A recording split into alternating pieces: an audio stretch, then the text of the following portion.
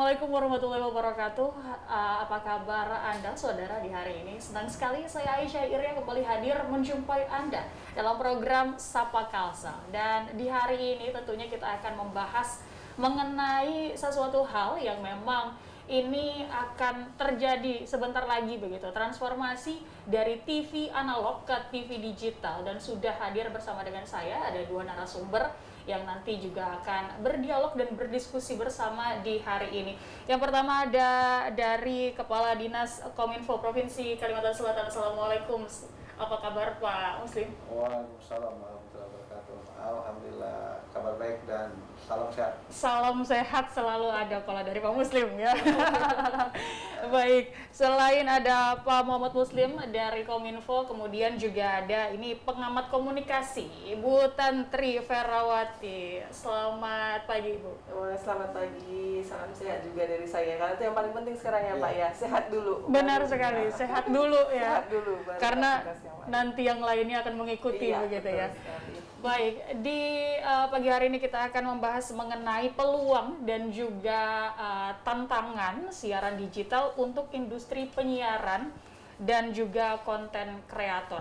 Nah, kita berbicara tentang transformasi ataupun juga transisi lah begitu ya Pak ya. Ini dari TV analog yang sampai sekarang mungkin masih kita nikmati bersama, ini akan berubah atau kita akan bergeser kepada TV digital seperti itu. Saya mau ke Pak Muslim terlebih dahulu. Ini bagaimana kesiapan dan juga perkembangan analog switch off-nya ini Pak, khususnya di Kalimantan Selatan ya Pak? Baik. Apa yang saat ini kita lakukan ini tidak terlepas dari satu ya, adanya regulasi pemerintah ya, dan ini juga ditindaklanjuti dari adanya undang cipta kerja kemarin ya, sehingga paling lambat selama 2 tahun dari peraturan kita sudah berpindah ke televisi digital dari analog. Kemudian juga ini tuntutan zaman sekarang. Tuntutan zaman. Kalau kita mengacu ke beberapa negara-negara tetangga kita, ya, mereka sudah mulai, bahkan ada semacam kesepakatan sebenarnya di 2015 misalnya itu di Asia Tenggara sudah menuju ke sana. Ya. Jadi kita agak terlambat. Nah, oleh karena itu pemerintah dalam hal ini menyiapkan segala sesuatunya ya, untuk kita bergerak ke sana, termasuk di wilayah kita di Kalimantan Selatan. Kita menyambut ASO tadi atau analog switch off tadi yang menuju ke digitalisasi televisi ya, dengan mulai dari menyiapkan infrastrukturnya, kemudian juga menyiapkan bagaimana lembaga penyiaran juga konten-konten digitalnya juga disiapkan. Begitu juga dengan ekosistemnya.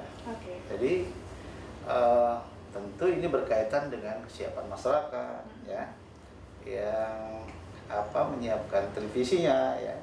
Kalau yang sekarang sudah TV-nya digital ya, yang saat ini banyak sudah beredar juga, tetapi yang belum ini juga harus disiapkan ya, dengan paling tidak menyiapkan set-top box-nya itu. Dan peranan pemerintah juga muncul di sana bersama lembaga penyiaran. Nah, yang terakhir tentu kita harus masif mensosialisasikan terkait dengan bagaimana perubahan ini, manfaatnya dengan masyarakat dan tahap-tahapannya seperti apa. Baik, nah terkait tahapan tadi disampaikan juga, tahapan-tahapannya seperti apa? Untuk di Kalimantan Selatan, kita kan ada punya beberapa kabupaten kota begitu ya Pak ya. Apakah nanti ini serentak semua di hari yang sama atau ada beberapa tahapan nantinya Pak? Jadi kalau kita lihat dari agenda yang ada di dalam Permen misalnya, Peraturan Menteri Kominfo, ada 3 tahapan. Ada 3 tahapan. Tahapan yang pertama itu di tanggal 30 April, kemudian 25 Agustus, dan terakhir di 2 November ya, 2022. Nah, kita di Kalsa kalau dilihat dari agendanya itu paling tidak mengikuti dalam 2 tahap. Jadi yang tahap pertama 30 April kemudian nanti 25 Agustus.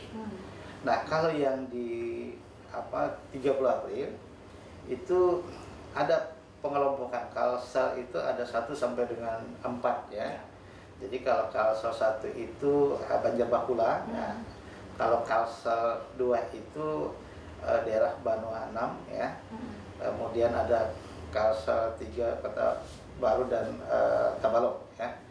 Jadi untuk tahap yang pertama kita ikut antara lain itu yang Kalsel 2, Kalsel 3, Kalsel 4 yaitu mulai dari Tapin, Hulu Sungai Selatan, Balangan, Sungai Tengah begitu ya. Kemudian HSU, kemudian nanti Kota Baru dan Tabalong ya. Itu yang akan terikut agenda pada yang pertama. Begitu.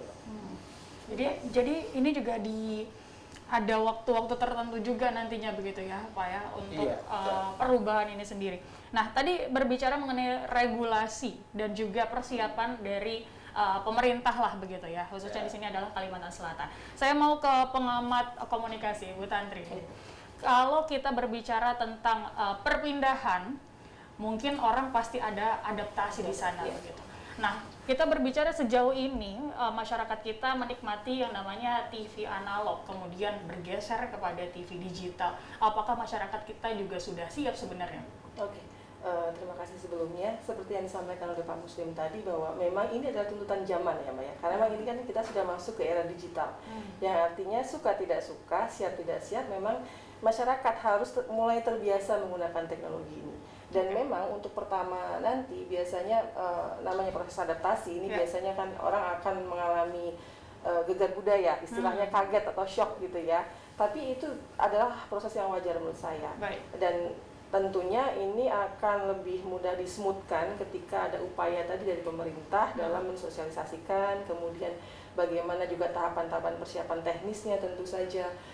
Ketika tahapan itu sudah siap secara teknis dan regulasi sudah bagus, tentunya proses perubahan gegar budaya tadi itu akan lebih mudah, artinya lebih cepat untuk diterima masyarakat. Dan nanti ketika sudah dirasakan, sebenarnya kan perubahan migrasi dari TV analog ke TV digital ini kan sebenarnya manfaatnya lebih banyak karena secara kualitas layanan gambar, suara dan sebagainya itu lebih bagus dibandingkan TV analog. Baik. Ya. Terkait tentang manfaat tadi begitu ya Bu ya. Banyak sekali sebenarnya manfaat yang nanti akan kita dapatkan ketika kita berubah berpindah kepada TV digital. Tapi manfaat itu kan kita bahas di segmen selanjutnya ya Bu dan juga Pak ya. Dan Anda jangan kemana-mana, saudara tetaplah bersama dengan kami.